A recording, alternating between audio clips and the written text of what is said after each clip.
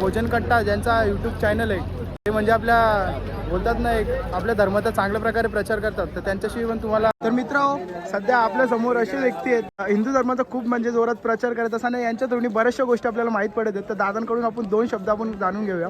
तर दादा काय सांगशील तू कालपासून आले का सकाळपासून आले? कालपासून आम्ही इकडेच आहे. सर्वप्रथम तर मी ना इकडच्या स्थानिक माझ्या सगळ्या गाववाल्यांना म्हणजे आगरी समाजातील सर्व बांधवांना मनापासून आभार की हिंदू धर्माची खरी ताकद म्हणजे काय ना हे माझ्या आगरी बांधवांनी दाखवून दिली. आज आम्ही आल्यानंतर बघतोय की कटाई नाक्यापासून तर वरती श्री मलंगगडापर्यंत सगळे बांधव एकजुटीने आहेत, म्हणजे हिंदू धर्माला ताकद देण्यासाठी काम करतात.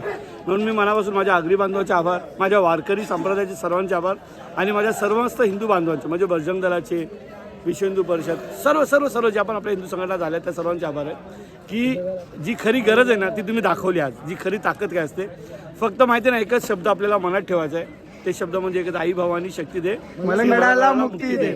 हे वाक्य आपल्याला सत्यात उरवायचं आहे आणि ते काम करण्यासाठी आपल्याला सगळ्या युवा पिढीला एकजुटीने यायचं आहे. श्री मलंगगड मच्छिंद्रनाथाचं जे आपलं स्थान आहे हिंदूंचं पवित्र स्थान आहे त्याला आपल्याला मुक्ती द्यायची. तिथं आपला समस्त हिंदू बांधव आला पाहिजे. सर्व समाजाच्या जाती धर्माने सर्वांनी या, पण उद्देश एकच असेल ते म्हणजे हिंदुत्व.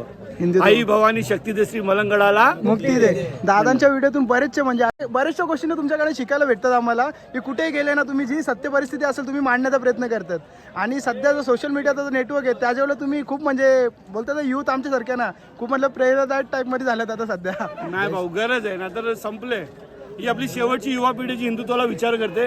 नेक्स्ट जनरेशन असेल ती सेक्युलर किडा असेल आणि हा सेक्युलर किडा आपल्या हिंदू धर्माला संपेल. दुसऱ्या जाती धर्माला नाव ठेवून फायदा नाही. आपल्या युवा पिढीला हिंदुत्व बनवायचं आपल्याला. हेच मला जय श्रीराम.